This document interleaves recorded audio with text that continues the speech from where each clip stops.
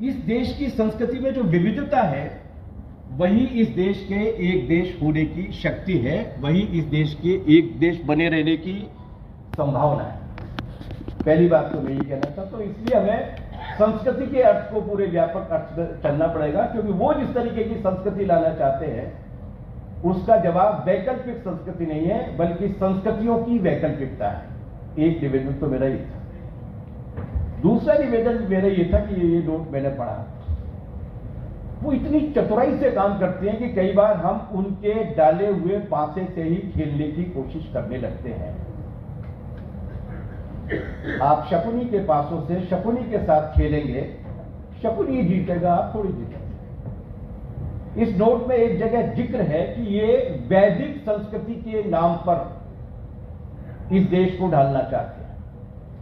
इनका वेदों के साथ कोई रिश्ता नहीं है। इनका भारतीय दार्शनिक परंपरा, भारत की धार्मिक परंपरा के साथ कोई संबंध नहीं है। और इसीलिए आज से 2.5 साल पहले इन्होंने हिंदू शब्द को भी उच्चारित करना बंद कर दिया है। अब वो सनातन पर आ गए।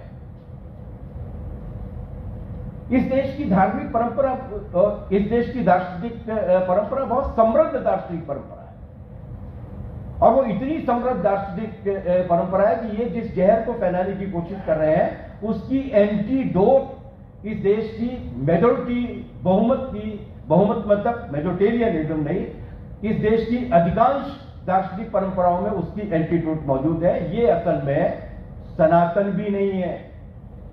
सनातन शब्द का इस्तेमाल केवल गौतम बुद्ध ने किया है। हिंदू धर्म परंपरा में सनातन कहीं नहीं। ये असल में हिटलर की खटास, मुसोलिनी की तिखट और ब्राह्मणवाद की कीचड़ की मनुस्मृति के साथ ब्लेंडिंग है।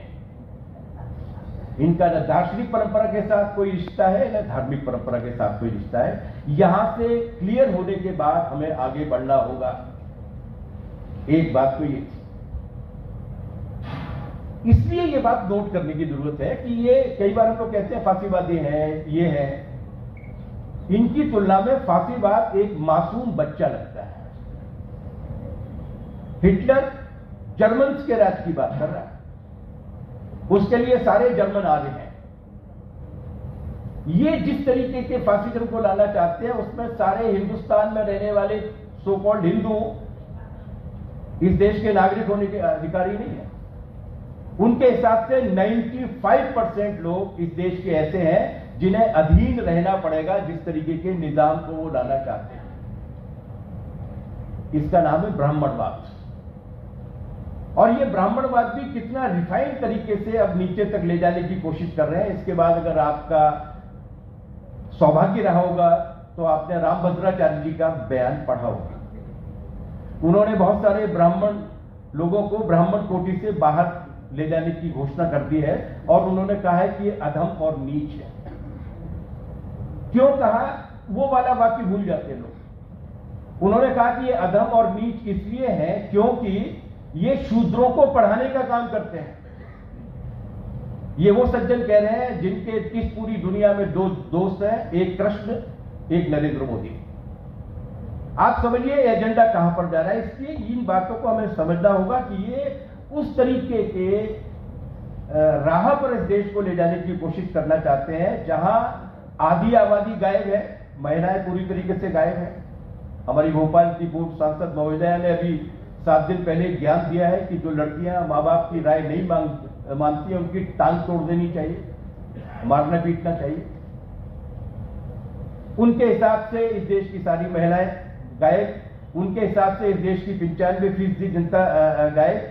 ये बात मैं इसलिए निवेदन करना चाहता हूं 3 वजह से। एक, ये जो संधारकता करना चाहते हैं उसको समग्रता के साथ देखना होता है। 2, इनके प्रतिरोध की जो व्यापकता है वो व्यापकता भी उसके बाद निकल कर आती है। ये जो सांप्रदायिकता नाम की बात बार बार कही जाती है, we are knocking a wrong door.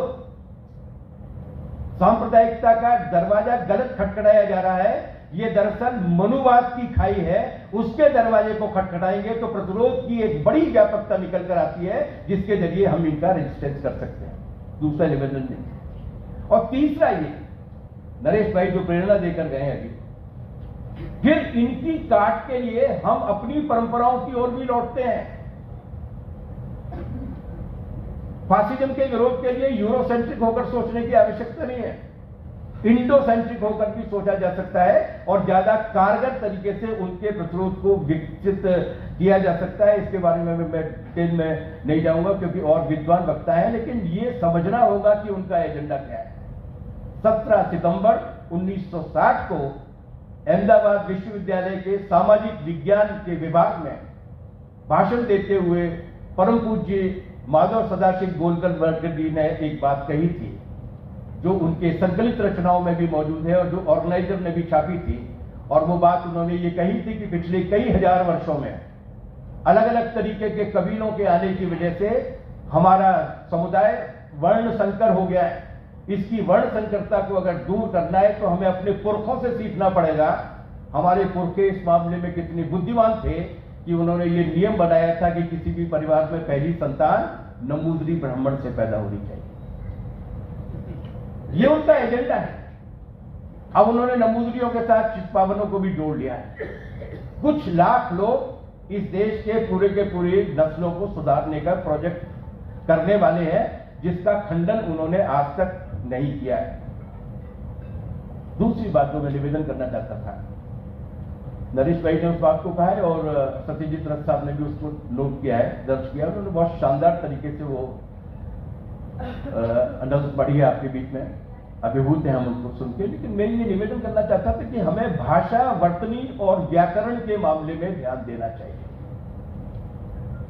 हम लोगों के बीच में क्या बताना चाहते हैं और किस तरह से बताना चाहते हैं। कहीं ऐसा ना हो जाए कि हम जिन बातों को समझाना चाहते हैं उन्हें सुनते सुनते सुनने वाला व्यक्ति आपकी बुद्धिमत्ता का मुरीद हो जाए और उसकी बुद्धि में 1% बात भी नहीं पहुंच पाए। हमें जटिल विश्लेषणों से, जटिल भाषा, जटिल शब्दों से, जटिल सूत्रीकरणों से गुरेज करना पड़ेगा और अपनी भाषा को उसी तरीके से लिखना पड़ेगा, कहना पड़ेगा। हमारे मध्य प्रदेश के कवि हुए हैं जिनका नाम था भवानी प्रसाद मिश्र। उन्होंने लिखा था कि जिस तरह सब बोलते हैं उस तरह तू लिख और इसके बाद भी सबसे अलग तू देख।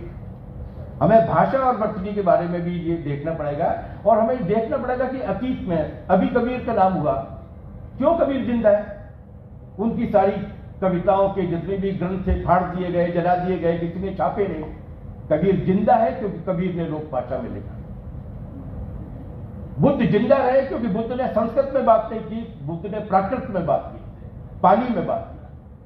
हमारी बात लोगों के बीच में जाएगी जब हम लोक भाषा में, आम भाषा में बात करेंगे।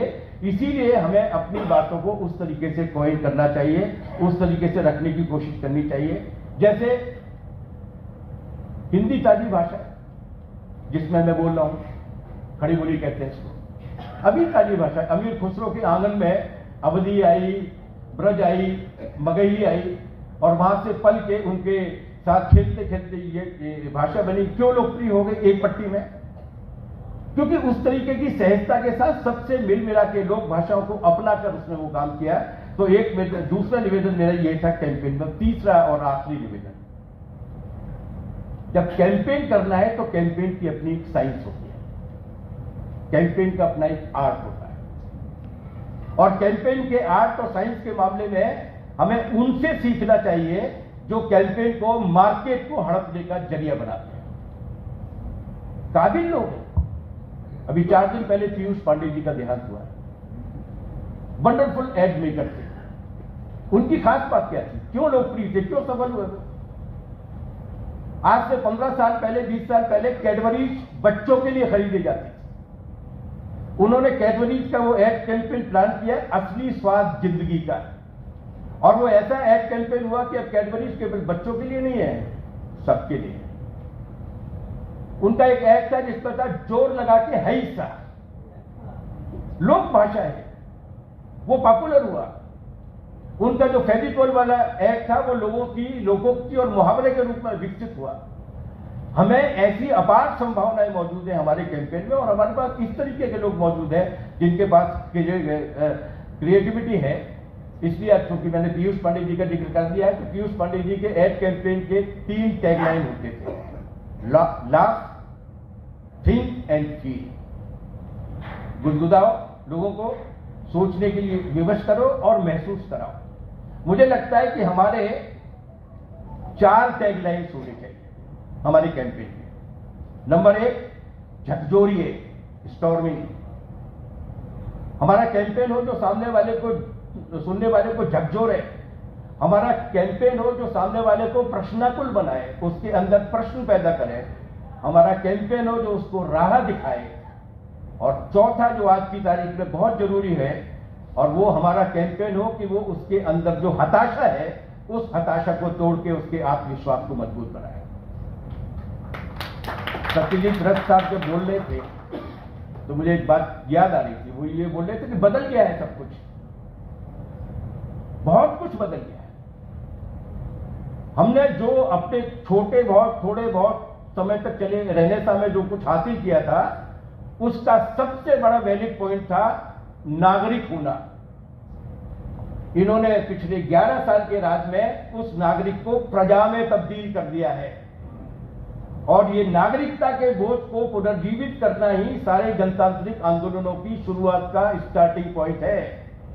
वो प्रजा बनाने की कोशिश कर रहे हैं, हमें उसमें दोबारा से नागरिक होने का बोध पैदा करना होगा। और एक और पहलू है, नरेश की बात को सुनते सुनते मुझे लगा, हम लोग मिथक से क्यों परहेज करें? मिथक और मुहावरे जनता बनाती है, लोग बनाता है।